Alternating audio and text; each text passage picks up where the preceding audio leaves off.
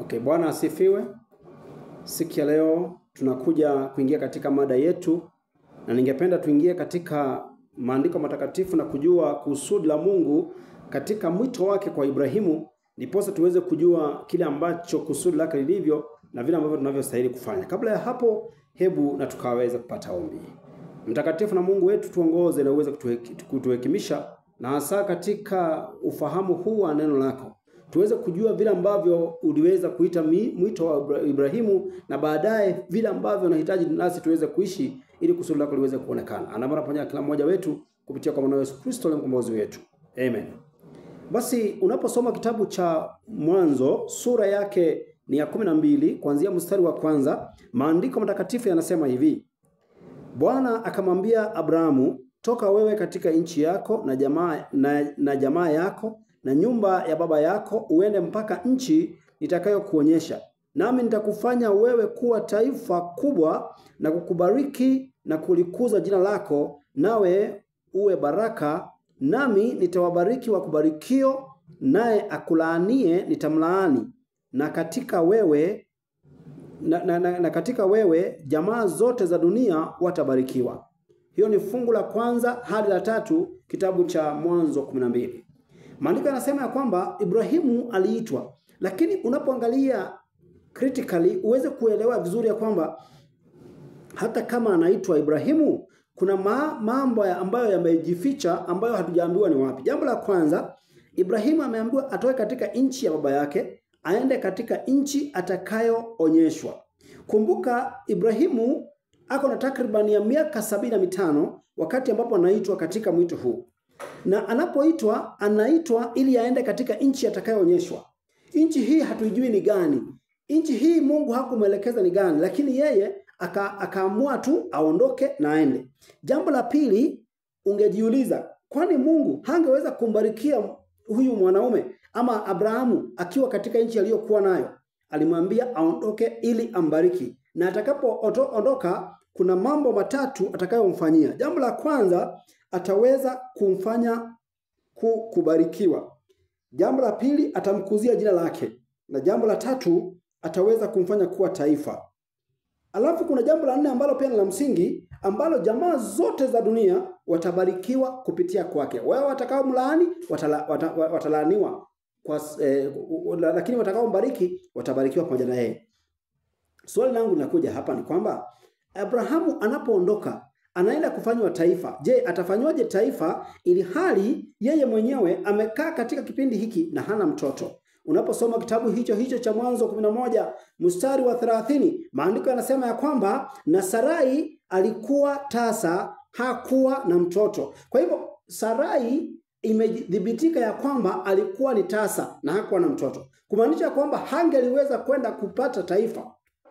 Na ukweli ni kwamba unapokumbuka wale ambao, kwa sababu najua kwamba mmesoma maandiko na mmeyajua, kuna vitu ambavyo mnastahili kujiuliza. Je, huyu anayeitwa tasa anaitwa tasa katika umri gani? Anaitwa tasa katika kipengele gani? Lazima kwamba kuna utafiti umefanyika na ameonekana kwamba ni mtu ambaye amekomaa, mtu ambaye kweli kabisa hawezi pata uzazi, na ndio maana akakuwa declared kuwa tasa. Kwa hivyo 11:30 anasema kwamba yeye alikuwa ni tasa. Huyu ni Sarai. Na Sarai, kumbuka, ndiye mke wake Ibrahimu, ambaye Ibrahimu yeye mwenyewe ameambiwa atoke na atafanywa kuwa taifa. Je, taifa hili litakuwa ni taifa kiasi gani? Litakuwa ni taifa la msingi gani? Lakini hata hivyo, unapoteremka pale chini, maandiko yanasema hivi katika fungu la 7. Anasema Bwana akamtokea Abrahamu akasema, uzao wako nitawapa nchi hii, naye huko akamjengea madhabahu Bwana aliyemtokea. Sikia, bado Bwana anaongea na Ibrahimu akimwambia kwamba atafanya uzao wake uweze kuwepo, uweze kurithi nchi hiyo ambayo bado hatujambua ni gani. Najua kwamba wengi mnajua, hata wewe unajiuliza, pengine mpendwa, unajiuliza ya kwamba je, nchi ambayo alienda ni gani? Unajua wengine wanajijazia kama ni Kanani, sijui ni Israeli, sijui ni wapi, lakini nataka tuelewe katika mada ya Biblia, nchi hii ambayo anaambiwa ya kwamba atairithi ni nchi gani. Kwa hivyo akaambiwa kwamba wewe na uzao wako nitafanya nini? Nitawaridhisha hiyo nchi, nanyi nitaweza kuwaridhisha wewe na uzao wako. Uzao huu ni gani ambao kweli mpaka saa hii hatujaona ya kwamba Ibrahimu ako na mtoto? Yes, tunajua na tumesoma maandiko tukajua kwamba Ibrahimu baadaye alikuja akapata mtoto kwa ajili, na baadaye pia akaja akapata mwingine kwa yule Sarai ambaye alikuwa ni tasa. Na alipompata yule Sarai na akapata yule mtoto, kuna kitu kimoja ambacho hakikuwezekana. Ibrahimu alipata mtoto mmoja kwa Sarai na mwingine kwa ajili, lakini na hata katika chapter 25 unapata kwamba Ketura alikuwa na watoto, ni sawa, lakini hatuwahesabu pia katika mada hii. Na hata tukiwahesabu, ukweli ni kwamba ule ni uzao mdogo.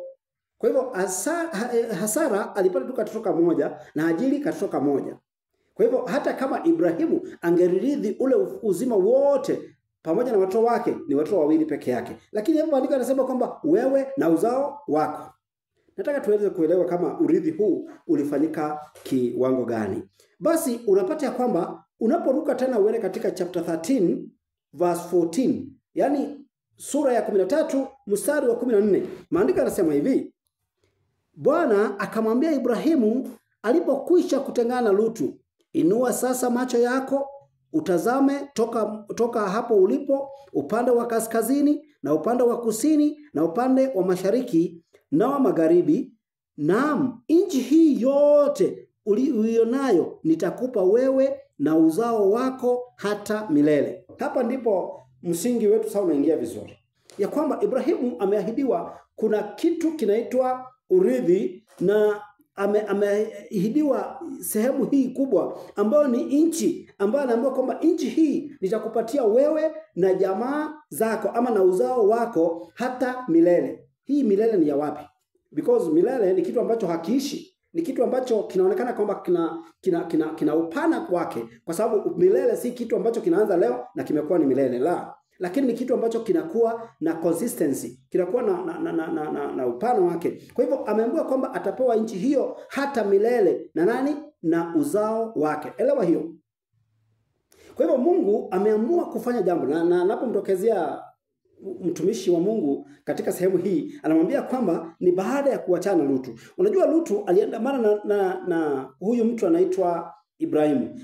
Lakini anapoandamana na yeye, Mungu kusudi lake si kwamba alikuwa anataka kumchukua Lutu aandamane pamoja na yeye, lakini yeye kusudi lake lilikuwa ya kwamba amemwambia Ibrahimu atoke yeye peke yake. Na alipotoka, ukweli ni kwamba ikawezekana ya kwamba wakatoka na binamuye ambaye ni Lutu. Na ndipo sasa hapa kumekuwa na magomvi, baadaye wamewatengana. Akamwambia sasa, sikia, walipotengana Mungu akaongea mara nyingine akasema ya kwamba nimekuleta katika sehemu hii, including nchi ambayo, kwa sababu aliambiwa angalia mashariki, magharibi, kusini na kaskazini, akaambiwa kwamba angalie zote, na hiyo yote ataridhishiwa kwa sababu yeye ni yeye pamoja na uzao wake, na watapata pale milele. Kwa hivyo tuelewe vizuri ya kwamba already kuna ahadi ambazo Mungu ameweza kumpatia.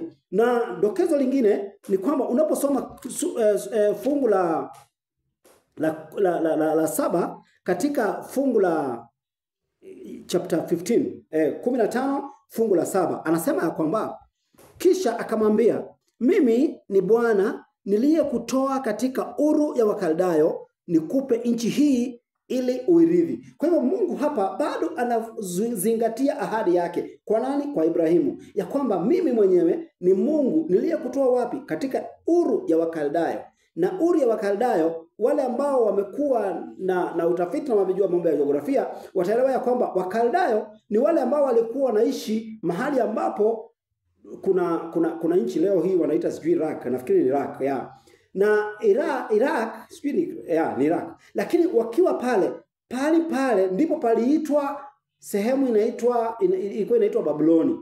Ukitaka kujua hiyo, naenda katika kitabu cha Danieli sura yake ni ya 8. Danieli, uende katika kitabu cha Danieli utaweza kupata ya kwamba ukweli ni kwamba huyu hakuwa tu ni yule mtu ambaye tulikuwa tunamjua, lakini tunaona ya kwamba kuna kitu kingine zaidi ya kile ambacho tunakielewa. Danieli sura yake ni ya 3 mstari wa 8. Hebu soma pale usikie. unapata kwamba kuna historia kifupi ambayo ningekupea tu ya kwamba Danieli sura ya kwanza, Wayahudi wametwaliwa na wamepelekwa Babuloni katika mateka. Lakini wanapopelekwa mateka, wanapelekwa pale kuna kusudi moja ya kwamba waweze kutumika katika nchi ya Babuloni, kwa sababu walichukuliwa na mfalme Nebukadreza ambaye alikuwa ni mfalme wa Babuloni. Katika sura ya 3 baada ya sura ya 2 kupata ile ndoto kubwa ya sanamu ambayo ilionekana kwamba ilikuwa na vipengele, kichwa tofauti, mikono na kifua tofauti, na zingine yote tutakuja kuangalia siku zingine baadaye. Lakini baada ya kuonekana hiyo sanamu ilikuwa na vipengele vitu vyote, mfalme huyu Nebukadreza akaamua kutengeneza sanamu kubwa mno ili kwamba sanamu hii iweze kuabudiwa, na akaitengeneza dhahabu safi ili kwamba ufalme wake uishi milele. Kumbuka hapa tunaongea kuhusu milele. Milele hii tunataka kujua ni milele ya aina gani? Ya kwamba Mungu akaweza kuonekana ya kwamba umilele huu wake hakuwa anajua venye alikuwa anasema katika ile sanamu ya Danieli 2. Kwa hivyo Danieli 3, mfalme Nebukadreza akatengeneza sanamu ili kwamba asimamishe ile sanamu na aifanye yote kuwa dhahabu ili ufalme wa Babeli uweze kuwa ni wa milele na milele. Na ndipo sasa katika fungu la 8, baada ya kuweka ile sanamu katika uwanja wa Dura ili kwamba iabudiwe na kila mtu, aliwaambia hivi katika fungu la, ukiangalia pale katika fungu la 8, lakini nataka fungu la 8, lakini alikuwa amemwambia kwamba mtakaposikia, ukianza fungu la 6 anasema, na kila mtu asiyeanguka na kuabudu atatupwa saa hiyo hiyo katika tanuru ya moto uwakao. Kwa hivyo hapa kuna ahadi imetolewa, kwa sababu aliambiwa kwamba mtakaposikia mbiu akapiga kelele akisema, enyi watu wa kabila zote na taifa zote na lugha zote, mmeamriwa hivi, wakati mtakapoisikia sauti ya panda na filimbi na kinubi na zeze na santuri na zomari za namna zote za ngoma, lazima kuanguka na kuabudu sanamu ya dhahabu mfalme Nebukadreza aliyoisimamisha. Alafu 6 anasema, na kila mtu asiyeanguka na kuabudu atatupwa saa hiyo hiyo katika tanuru la moto uwakao. Basi unapata kwamba kukawa na wale watu wa kabila ya Yuda, utasoma hapo katika fungu la 7. Lakini fungu la 8 linasema kwamba wale vijana walipokosa kusujudu kwa ile sanamu, fungu la 8 linasema, basi baadhi ya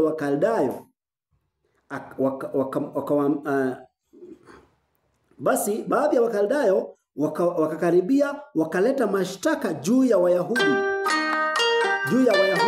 Kwa nini wanaleta mashtaka haya juu ya Wayahudi? Kumaanisha ya kwamba kuna kitu ambacho kinatendeka, kuna mambo ambayo yanaharibika, kuna mambo ambayo hayaonekani vizuri, na kwa hivyo ikawezekana ya kwamba inakuja ili kwamba iweze kustop kazi nzuri. Wale ambao wanaowashtumu ni wale vijana ambao ni Wakaldayo, ambao walikuwa wanakaa pale katika nchi ya Wakaldayo, ambao si nyingine lakini ni nchi ya Babuloni. Nchi hii ambayo inaonekana kwamba ni yao. Kwa hivyo tunaambiwa kwamba katika ile 15:7 anasema kwamba nilikutoa katika Uri ya Wakaldayo ili ukuje katika nchi hii ili uirithi na uzao wako milele. Hapo ndio tunakubali. Kwa hivyo mwito huu unaposema kwamba Wakaldayo walikuwa wanakaa Babuloni, elewa ya kwamba huyu ambaye alikuwa anashtakiwa ni Myahudi ambaye alitoka huko lakini wakarudishwa pale. Kwa hivyo bado Wakaldayo wako katika sehemu hiyo na walikuwa hapo, na ndio walikuwa wanamshtumu huyu mtumishi wa Mungu. Sasa swali langu linakuja kwako mpendwa, ya kwamba je, huyu mwanaume ambaye anaitwa Ibrahimu alipokuwa amefanywa haya yote, je, kakabidhiwa shamba, kakabidhiwa nchi? Na kama hakupewa nchi, alipewa wakati gani? Unapokuwa ukiangalia kwamba hakupewa nchi hii alipokuwa akitembea, unapoenda katika sura ya 23, sura 23 kitabu cha Mwanzo, tuangalie kweli kabisa huyu mtumishi wa Mungu, je, alipata mahali pa kwenda kuishi? Alipata urithi wake au bado? Ama hakupata? Na kama hakupata, itakuwaje basi? Kwa sababu mwanaume huyu inaonekana kana kwamba huenda ikawa hakupata kile ambacho ni kusudi la Mungu ya kwamba apate shamba. Hebu tuangalie pale katika fungu la kwanza sura ya 23 ya kitabu cha Mwanzo. Anasema hivi: Basi umri wake Sara ulikuwa miaka 127, ndio umri wake Sara. Sara akafa katika Kiriath-Arba, ndio Hebroni, na katika nchi ya Kanani. Ibrahimu akaja kumlilia Sara na kumuombolezea. Hapa sasa sikia, Sara ameaga. Alafu akasema katika fungu la 3, akaondoka Ibrahimu toka mbele ya maiti wake, akasema na wazawa wa Hethi akinena, mimi ni mgeni, ninatembea kwenu, nipeni mahali pa kumzikia kwenu, pawe pangu, nimzike maiti wangu atoke mbele yangu. Sasa hapa Ibrahimu licha ya kwamba aliondoka na akaondoka na kila kitu, akaondoka na mke wake na vyote alivyokuwa navyo, ameenda katika nchi hiyo na amekaa pale muda mrefu. Ukweli ni kwamba kijana wake amezaliwa, ni kweli amekuwa mtu mzima. Tunakumbuka hata venye alimpeleka kwenda kutolewa kafara na kila kitu, lakini hata hivyo akaambiwa kwamba no, usifanye hivyo, mambo yote ni mazuri. Lakini sasa mke wake amekufa. Huzuni zinakuja ya kwamba kifo kinakuja. Hata kama unamwamini Mungu, bado kuna kifo kinakuja. Na wakati mwingine kifo hakiji kwa sababu wewe ni muasi. Kifo hakiji kwa sababu pengine uligonjeka zaidi. Kifo hakiji kwa sababu pengine unapata ajali, lakini kinakufa kwa sababu kazi yako duniani imekamilika. Na kama imekamilika, basi lazima ulale, na ukilala lazima tukuzike, ama lazima munizike, hivyo. Kwa hivyo Sara akawa amekufa. Na alipokufa, mzee wake ama mume wake ambaye ni mtumishi wa Mungu Ibrahimu akaanza kumuombolezea. Na alipokuwa kimuombolezea kuomboleza huku, kumbuka anaomboleza peke yake kwa sababu yeye ndiye mtu ambaye ametoka pale. Wengine wote ni wageni. Unajua kama kuna kitu ambacho kinaudhi ni wakati ambapo unapata mambo alafu unaomboleza ukiwa wewe mgeni peke yake. Wewe peke yako. Wengine wanaona tu kana kwamba wewe ni mambo tu ya kawaida. Lakini wewe unalilia maiti wako kwa njia ambayo ni ya kipekee. Ukilia ukijua kwamba mambo yameharibika. Sasa huyu mtumishi akawa mke wake ameaga, na ndipo sasa imebidi amuombolezee. Lakini akaja kwa wenyeji ambao ni uzao wa Hethi, akanena na wao, akawaambia sikia, mimi ni mgeni hapa na kusina pahali pa kumzika maiti wangu. Kwa hivyo nisaidieni, munipe mahali nimzike mke wangu, alafu pahali pawe pangu. Ukiendelea pale chini kwamba hata Ibrahimu ilibidi atoe hela ili anunue anamzike mke wake. Sasa niulize swali la kijinga. Huyu mwanaume ananunua shamba la kumzika mke wake akiwa na urithi already, akiwa na nchi ambayo tayari hii ni yake. Hali hilo ni swali ambalo tunastahili kujiuliza. Je, alimzika kwa kaburi ambalo ni lake ama kwa nchi ambayo ni yake? Unawezaje nunua shamba la kwako ukamzike maiti aliyekufa ni wa kwako? Kwa hivyo huyu mtumishi, ukweli kwamba hakuweza kupata shamba ama hakupata nchi ambayo alikuwa ameahidiwa. Na ili tuweze kuweka haya mkazo, tuende kitabu cha Waebrania. Tuende katika kitabu cha Waebrania ili tuweze kupambanua haya yote. Na very soon tutakuwa tumepata conclusion ya kujua hakika tunafanya ama ni mada yangu hasa ni kwa nini naileta hivi, ili tuweze kujua kitu gani katika maisha haya. Basi mpendwa, angalia, mtu wa Mungu anaonekana katika kitabu hiki. Tunaposoma 11 mstari wa 8. Biblia inasema hivi ya kwamba kwa imani Ibrahimu alipoitwa atoke aende mahali pale atakapopata kuwa urithi, akatoka asijue aendako. Kwa imani alikaa ugenini katika ile nchi ya ahadi. Sikia hiyo. Alikaa ugenini katika ile nchi ya ahadi, kama katika nchi isiyo ya nani? Isiyo yake. Akakaa katika hema pamoja na Isaka pamoja na Yakobo, warithi pamoja naye wa ahadi ile ile. Kumbuka katika kile kitabu ambacho tulikuwa tumesoma, tuliambiwa ya kwamba huyu mwanaume ambaye anaitwa Ibrahimu amekuwa ni mrithi pamoja na uzao wake. Na uzao wake ni nani? Ni Isaka na Yakobo. Kumbuka Isaka ni mwanae na Yakobo ni mwana wa nani? Wa Isaka. Kwa hivyo wao ni warithi pamoja na nani? Na baba yao ambaye ni Ibrahimu. sasa wamekuwa ya kwamba wanaenda kupewa kitu ambacho kinaitwa urithi, lakini tumeambiwa ya kwamba wao walikaa ugenini katika nchi.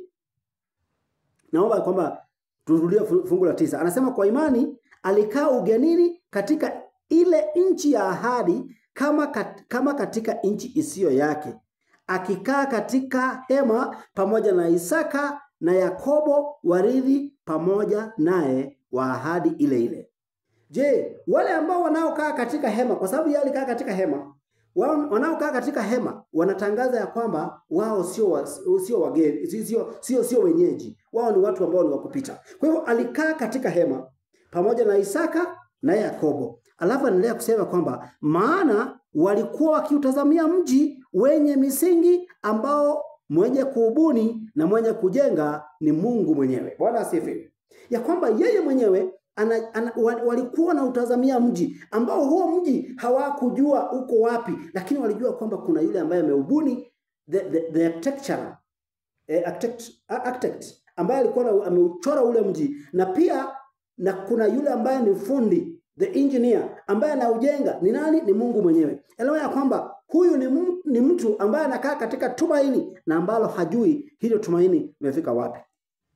Nataka tusonge katika fungu la 13 ili tupate mada zaidi. Anasema kwamba hawa wote ni akina nani? Ni Ibrahimu, Isaka na Yakobo. Hawa wote wakafa katika imani, wasijazipokea zile ahadi, bali wakaziona tokea mbali na kuzishangilia. Wote wakafa. Hapo ndio statement nataka. Hawa wote wakafa katika imani. Kwa hivyo walikufa katika imani, wakafa katika imani, wasijazipokea zile ahadi. Kwa hivyo ile nchi ambayo bado Ibrahimu alikuwa ameambiwa, bado hakuipata, bado hakuishika, lakini walikufa katika imani pamoja na Isaka na Yakobo. Alafu anasema ya kwamba bali wakaziona tokea mbali na kuzishangilia na kukiri kwamba walikuwa ni wageni na wasafiri juu ya nchi. Ya kwamba wao waliona hizo ahadi katika akili zao, katika imani yao. Walipoziona wakazishangilia kwa sababu walikiri ya kwamba wao ni wasafiri na wapitaji katika nchi. Je, ahadi hii itakuwa ni siku gani? Hapo ndipo maswali yanakuja. Anasema katika fungu la 14, maana hao wasemao maneno kama hayo. Maneno kama gani? Yale tumeambiwa pale mbeleni ya kwamba wao ni wasafiri na wapitaji. Maana hao wasemao maneno kama hayo waonyesha wazi kwamba wanatafuta nchi yao wenyewe. Na kama wangelikumbuka nchi ile waliotoka, wangelipata nafasi ya kurejea. Lakini sasa waitamani nchi iliyo bora, yaani ya mbinguni. Kwa hiyo Mungu haoni haya kuitwa Mungu wao, maana amewatengenezea mji. Bwana asifiwe. Ya kwamba hapa kuna kitu ambacho kinaonekana ya kwamba Mungu aliwaahidia kitu ambacho hakikuwa pale, lakini kilikuwa cha baadaye. Hapo ndio nataka tuelewane. Ya kwamba kilikuwa cha baadaye. Na ndipo anasema ya kwamba hawa wao nao wanaosema maneno kama gani? Kama haya, ya kwamba wao ni wasafiri na wapitaji. Hawaweki misingi katika dunia kama hii. Wao wanaanza kusafiri wakienda katika nchi nyingine. Wao wanakiri kwamba wao ni wasafiri na wapitaji. Anasema ya kwamba wanaamini ya kwamba nchi ambayo wamewekewa ipo. Lakini hiyo nchi, nataka nirudie tena fungu la 10. Anasema lakini sasa waitamani nchi iliyo bora, yaani ya mbinguni. Kwa hiyo Mungu haoni haya kuitwa Mungu wao, maana amewatengenezea mji. Bwana asifiwe. Katika hali zote tuelewe ya kwamba Mungu wako na kusudi na maisha yetu. Mungu wako na kusudi na kile ambacho tunafanya. Hata kama unateseka mpendwa katika maisha haya, hata kama unapitia magumu katika maisha haya, Mungu anasema kwamba yeye haoni haya kuitwa Mungu wa mtu ambaye anasumbuka. Kwa sababu gani? Amekuandalia mji ambao utakao kuja kwa njia ambao huelewi. kwa njia ambayo ni ya msingi sana. Kwa hivyo mpendwa, unapokuwa ukitazamia mambo haya, unaweza kuwa ukisumbuka, ukipitia katika mashaka na taabu, lakini kama Ibrahimu, kuwa na imani ya kwamba Mungu haoni haya. Sikia hapa, anasema kwamba Mungu haoni haya kuitwa Mungu wao wanaosumbuka, Mungu wao wanaokaa kwa hema, Mungu wao wanaolala njaa, Mungu wao anaoonekana sijui namna gani, lakini yeye anasema kwamba yeye amewaandalia mji tena wa mbinguni na ambao ni bora zaidi. Ningependa tusonge mbele kidogo.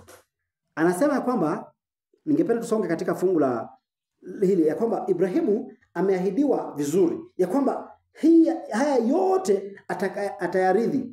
Hebu nikuulize swali lingine. Je, ni wakati gani Mungu atakuja kutimiza ahadi ya nani? Ya Ibrahimu. Kwa sababu Mungu anasema kwamba ahadi zake hata kama zitakawia zitatimia. Mpendwa, zitatimia kwa wakati ambao ni wake, wakati ambao ni wa Mungu. Kwa hivyo Mungu anasema kwamba ahadi zake hazitalala, lazima zifanye nini? Zitimie. Na kama zitatimia, japo kwamba zitakawia, lakini zitafanya nini? Zitatimia. Na kwa sababu ameahidi hivyo, je, atampatia wakati gani? Hebu tuangalie katika sehemu hii. Tunaambiwa kwamba hao wote walikufa hawajazipokea nini? Zile ahadi ambazo walikuwa wameahidiwa. Na kama hizo ahadi hawakuwa wameahidiwa, Mungu amewaandalia mambo mengine makubwa mno na ambayo yanakuja baadaye. Wapendwa, tuangalie vizuri. Unaposoma kitabu cha hicho cha waraka wa Ibrania, sura yake hiyo 11, twende katika fungu la 36 na 36. Tuweze kuangalia mada hii pia. Tuweze kuangalia kwa urefu, tuweze kujua Mungu ametuandalia kitu gani baada ya hapo. Anasema hivi: wengine wakajaribiwa kwa dhihaka na mapigo, naam, kwa mafungo na kwa kutiwa gerezani. Walipigwa mawe,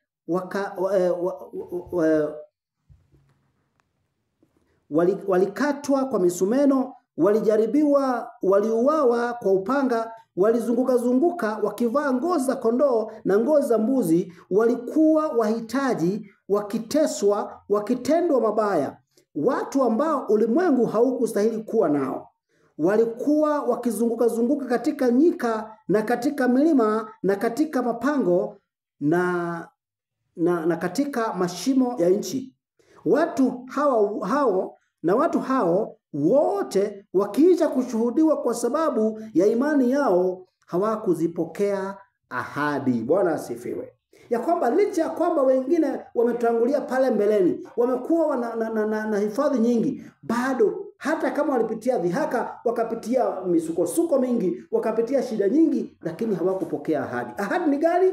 Ile ahadi ya maisha ya milele. Hawakuweza kuipokea. Na kama hawakuipokea, tunaambiwa kwamba hawakuzipokea ahadi. Kumbuka wengine tumesoma pale, tunaambiwa kwamba wengine walizunguka, wengine walikatwa kwa misumeno. Hata wakati ule wa giza nene ambao ulikuwa umetanda katika ulimwengu wetu, ya kwamba watu waliteswa, watu waliumizwa, watu waliweza kuletewa vitu vingi, na hata kama waliteswa hivyo, hawakuzipokea nini? Ahadi. Hawakuzipokea ahadi. Kwa sababu gani? Katika fungu la 40 anasema hivi: kwa kuwa Mungu alikuwa ametangulia kutuwekea sisi kitu kilicho bora, ili wao wasikamilishwe pasipo sisi. Sikia hapa mpendwa, ya kwamba katika mambo yote yanayoonekana, Mungu amehifadhi ahadi zake ili kwamba mimi na wewe tuweze kufikia zile ahadi. Amehifadhi ahadi zake ndiposa ahadi zetu ziweze kuwa pia kukamilishwa pamoja na zile za Ibrahimu. Kwa hivyo Ibrahimu hakupokea ahadi yake. Hawa wengine waliokuwa wakitembea wakauawa, wakateswa kwa njia tofauti, hawakupokea ahadi zao. Kwa sababu gani? Walitusubiria sisi, walikuwa wanatusubiria sisi. Bwana asifiwe. Ya kwamba amekuja akitusubiria sisi ili kwamba sisi wao wasikamilishwe pasipo sisi. So you are also very important, my friend. Ya kwamba wewe bado ni mtu ambaye ni wa kipekee, na Mungu anakusudi kubwa na maisha yako. Ninasema kwamba anakusubiria ili kwamba na wewe usiweze kupoteza nafasi hiyo, lakini uweze kushirikishwa na wale wengine, kama imani yako itakuwa imekomaa kama wale wengine.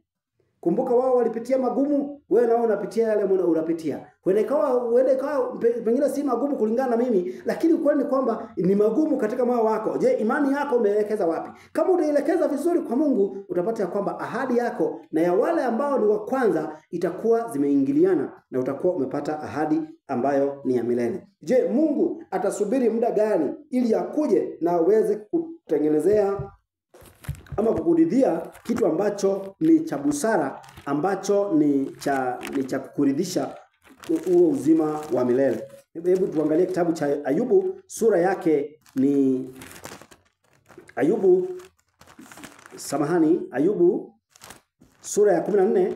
Tuangalie pale dakika moja tu, alafu tuangalie sura ya 14 mstari wake ni wa 7.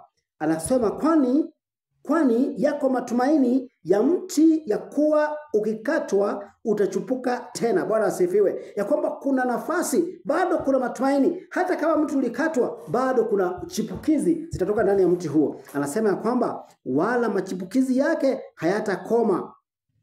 Kumaanisha kwamba kuna siku inakuja ambapo mti ule utatoa matunda yake, na ukiyatoa yale matunda utaweza kutupatia kitu ambacho ni bora, ambacho kitakuwa ni cha kutufariji sisi pamoja na watakatifu wengi.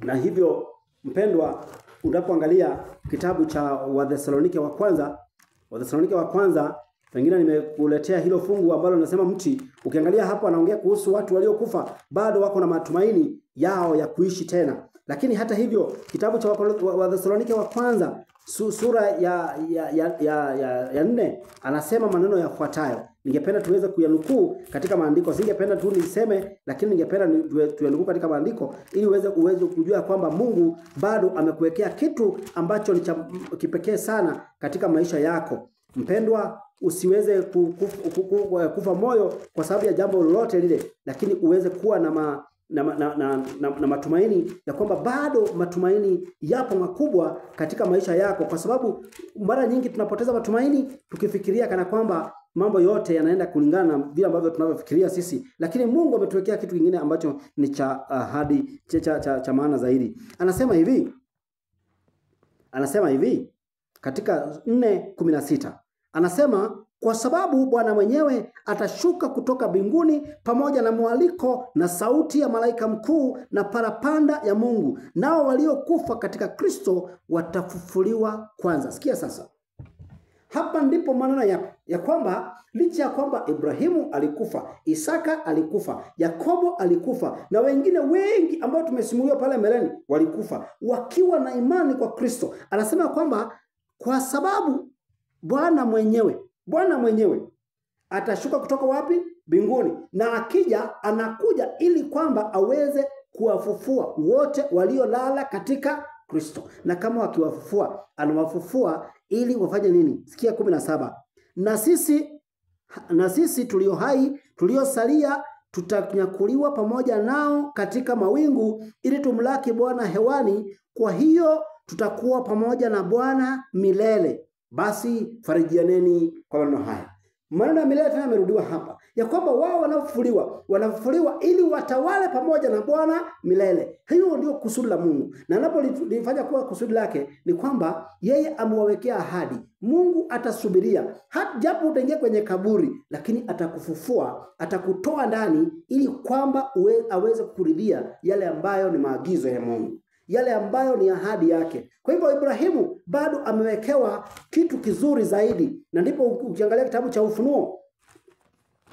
Ufunuo anasema, kitabu cha Ufunuo 21, Biblia inasema ya kwamba kisha nikaona mbingu mpya na nchi mpya, kwa maana mbingu ya kwanza na nchi ya kwanza zimekwisha kupita, wala hapana bahari tena. Nami nikaona ule mji mtakatifu Yerusalemu mpya ukishuka toka mbinguni kwa Mungu, umewekwa tayari kama bibi harusi aliyekwisha kupambwa kwa mumewe. Nikasikia sauti kubwa kutoka kile kiti cha enzi ikisema, tazama, maskani ya Mungu ni pamoja na wanadamu, naye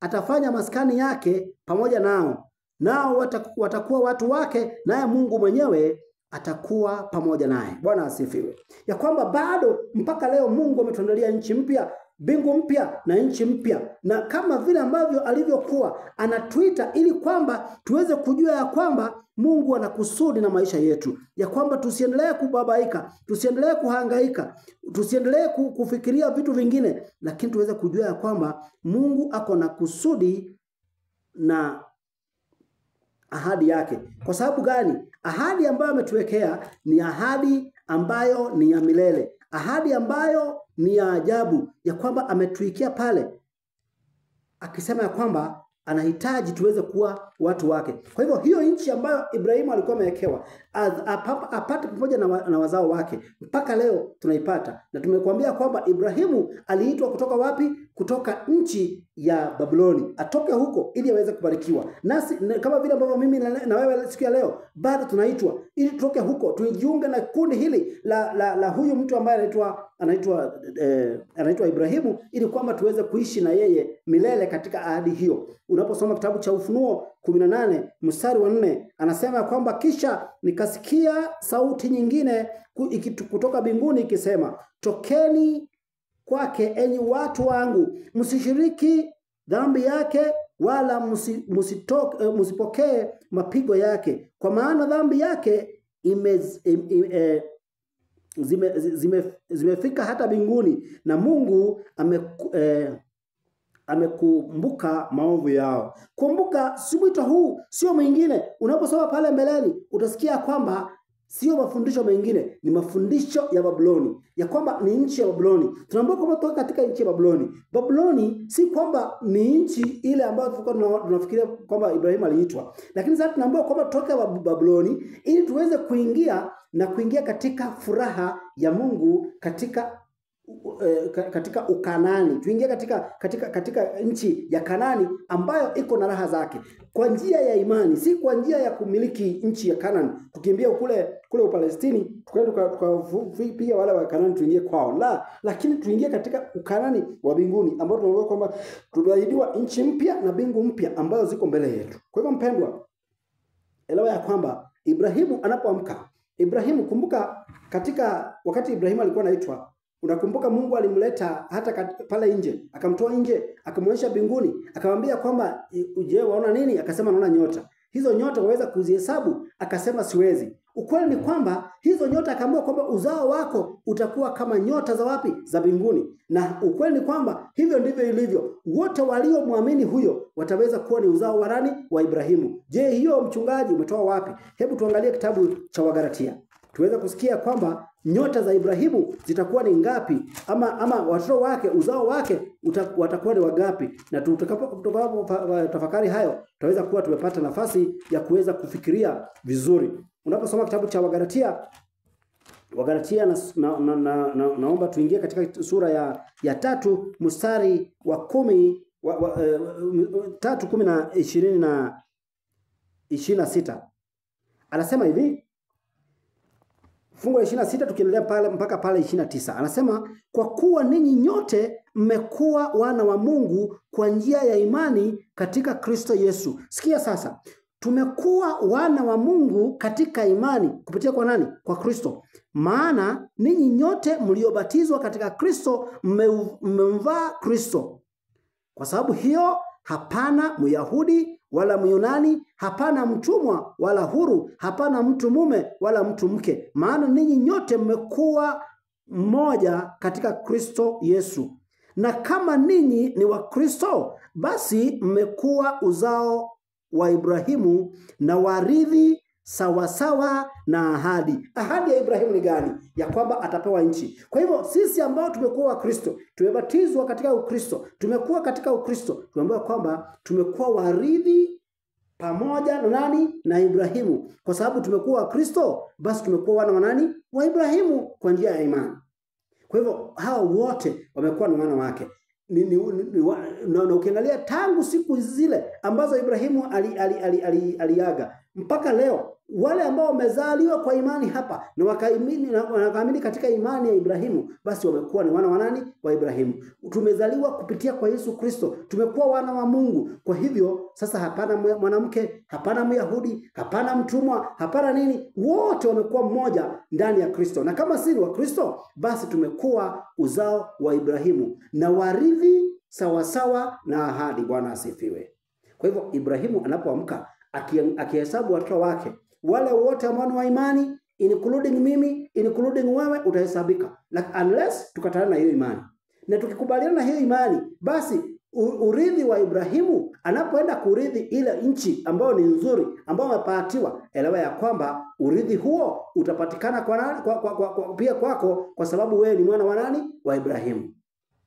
Jioni ya leo mpendwa, ningependa kukuambia kwamba ameahidi ya kwamba japo kwamba hata utakufa, yeye atakutoa katika kaburi aweze kukuridhisha hiyo ahadi ambayo amekupatia. Kwa hivyo usishangae na mambo mengine. Usianze kusema mimi nimeachwa peke yangu na Mungu. Lakini kuna kusudi kubwa, kuwa na imani kwa Mungu, na Mungu atakupatia ahadi yake ambayo ni ahadi itakayokuwa ya milele. Mungu wetu akubariki. Na kama ombi lako ni kwamba Mungu akusaidie na akushikilie ili ya kwamba uweze kuwa na imani kama ya Ibrahimu, ningependa kuomba na wewe mpendwa, bahali popote ulipo, na ili kwamba imani hii iweze kukusaidia na kukanyagisha katika sehemu zingine, na ili jina la Mungu litukuzwe katika maisha yangu na maisha yako, ili kwamba tuweze kuinuka na kumsubiria Yesu anapokuja mara ya pili kutuamsha hata kwenye kaburi, ili aturidhishe nchi ambayo ameenda kutuandalia. Hebu na tuombe na wewe mpendwa. Mtakatifu na Mungu wetu, asante kwa sababu ya wema wako.